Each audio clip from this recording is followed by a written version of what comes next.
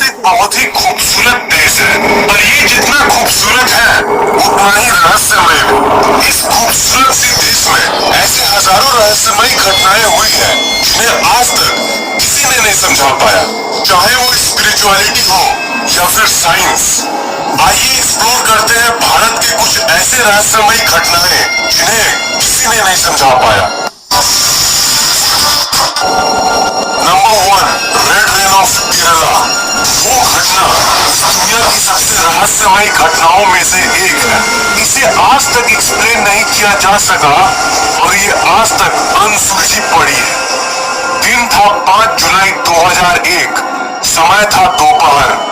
लोग उस सुहाने दिन का मजा ले रहे थे, पर अचानक से बिजली कड़कना शुरू हो गई और एक ऐसी चीज शुरू हुई जिससे वहां के लोग आश्चर्यचकित हो गए, और वो थी बारिश।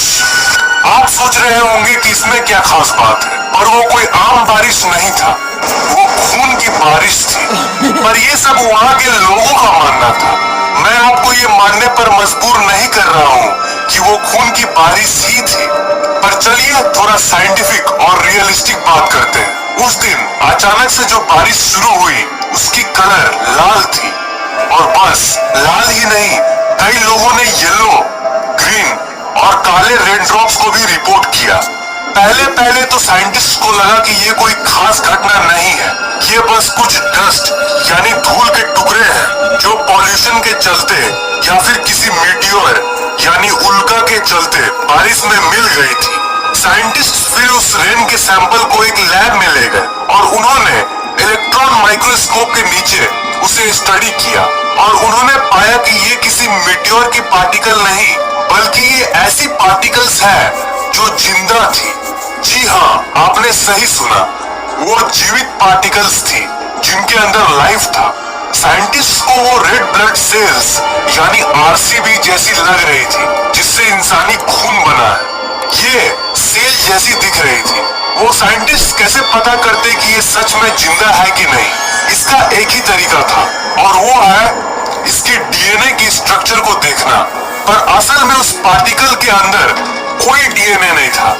उस पार्टिकल की हरकतें एक जिंदा सेल जैसी थी, पर उसमें कोई डीएनए मौजूद ही नहीं था। वो काइंड ऑफ एक अजीब सी पैराडॉक्सिकल लाइफ विदाउट लाइफ था। पर कई साइंटिस्ट ये डिबेट में थे कि इसकी रिसर्च इंटरनेशनल लेवल में होनी चाहिए, और क्योंकि अगर और भी एडवांस डिवाइसेस से हम इसकी जांच करें तो हमें ये पता चल सके कि इसकी सच्चाई क्या है। ये इतनी मिस्टीरियस ड्रॉप्स थी कि साइंटिस्ट ने 10 साल तक इस रेन ड्रॉप को लैब में रखा।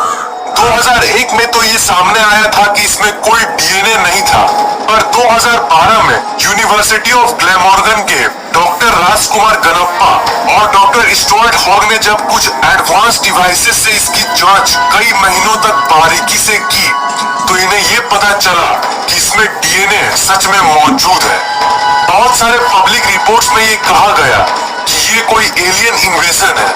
एलियंस धरती पे लाइफ को भेज रहे हैं यहाँ पे पनपने के लिए। मैं जानता हूँ कि आप लोगों में से कुछ लोगों को इस बात पर यकीन नहीं होगा। अब आप ही सोचिए कि एक ऐसी अननोन पार्टिकल जिसे दुनिया की किसी और जगह पर नहीं पाया गया, वो आखिर केरला में कहां से आई?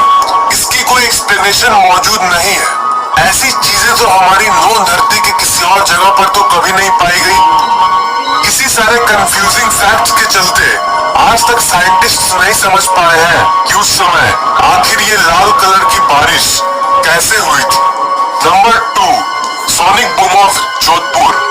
ये दिसंबर 2012 की वो घटना है जिसने सबको चौंका के रख दिया। दिन था 18 दिसंबर 2012। समय था सुबह के 11:25। जोधपुर के लोगों को एक तेज डिफनिंग आवाज सुनाई दी। वो साउंड किसी बहुत बड़े विस्फोट जैसी लग रही थी। साइंटिफिकली बात करें तो ये साउंड तब पैदा होती है जब कोई जेट प्लेन आवाज से ज्यादा गति से ट्रेवल करे, पर वो आवाज कुछ ज्यादा ही अजीब थी। उस आवाज ने पूरे जोधपुर के लोगों को डरा दिया, और इसलिए वहां के लोग मायन कैलेंडर के भविष्यवाणियों को याद करने लगे, जिसमें लिखा था कि 31 दिसंबर 2012 को दुनिया खत्म हो जाएगी। उस घटना के 1-2 दिन बाद कई लोगों को ये खास बात नहीं है। इंडियन मिलिट्री अपने नए एयरक्राफ्ट्स को टेस्ट कर रही होगी, पर इसके बारे में जब आर्मी से पूछा गया तो उन्होंने कहा कि उस दिन उन लोगों ने किसी भी प्लेन की टेस्टिंग नहीं की और कुछ दिन बाद इस बात को उन्होंने पूरी तरह से कंफर्म कर दिया। इंफॉर्मेशन ये आई कि सोनिक बूम की टेस्टिंग शहर में करना बिल्कुल भी अलाउड नहीं है और ये इसलिए क्योंकि उसकी एनर्जी बहुत ज्यादा होती है और अगर ये ज्यादा हो गई तो ये वहाँ के निवासियों के घर के कांच और खिड़कियां भी तोड़ सकती है। इसलिए मिलिट्री सोनिक प्लेन की टेस्टिंग वहीं करते हैं जहां लोग नहीं रहते। ऐसी घटना सिर्फ भारत में ही नहीं बल्कि पूरी दुनिया में कई जगहों पे हुई है, जैसे यूएसए, यूके और बहुत सारे जगहों पे। अब अगर हम इसके एक्सप्लेनेशन की बात करें तो बहुत सारे थ्योरीज निकल के आती है। कई लोगों का मानना है कि उस दिन आर्मी ने कोई सीक्रेट फ्लाइट की टेस्ट की थी और कई का मानना है कि ये किसी एलियन की करतूत है।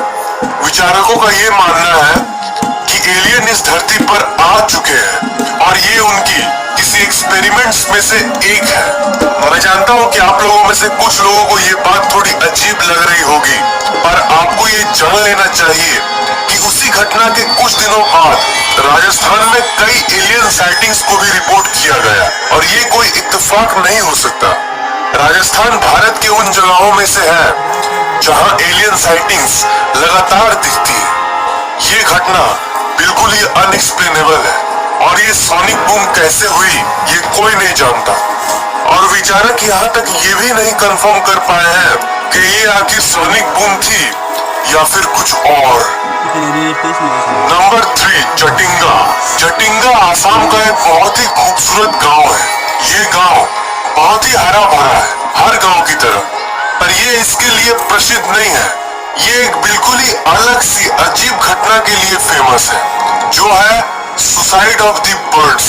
ये घटना उस जगह पे हर साल के सितंबर से नवंबर के महीने के बीच में होती है। इस ड्यूरेशन में बहुत सारे बर्ड्स मास सुसाइड कर लेती है। सूर्यास्त के बाद 7 से 10 बजे के अंदर हजारों बर्ड्स अचानक से अपना बैलेंस खोने लगती है और वो वहाँ के घरों में और पेड़ पौधों में जाके टकरा जाती है। ये सुसाइड वर्ड तो वहाँ के लोग यूज करते हैं, और अगर हम अपनी कॉमन सेंस लगाएं तो ये असल में सुसाइड नहीं है।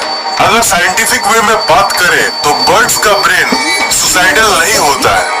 ऐसे भी बहुत सारे क्रिएचर्स हैं जिनमें सुसाइडल टेंडेंसीज होती है, पर चिड़ियों में ऐसा नहीं होता।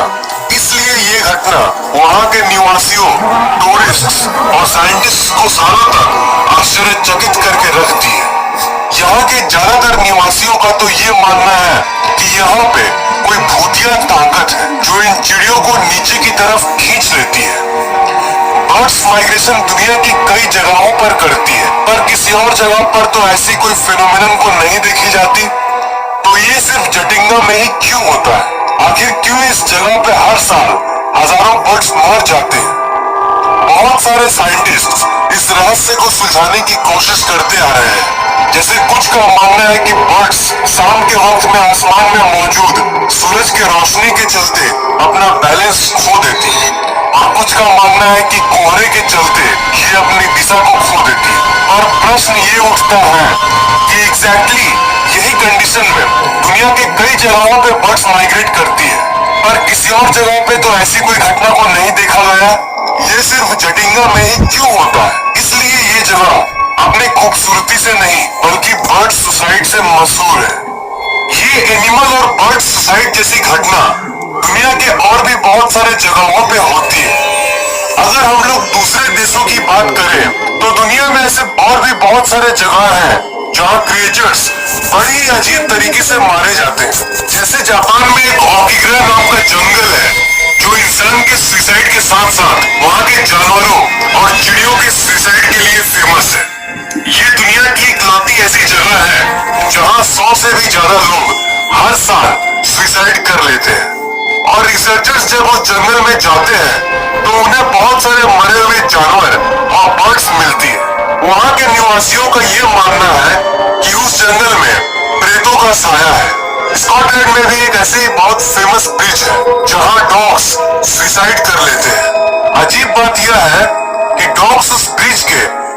जगह पर से सुसाइड करते हैं। दुनिया में तो लाखों करोड़ों ब्रिज है, बाकी पुलों पर तो ऐसा कुछ नहीं देखा जाता।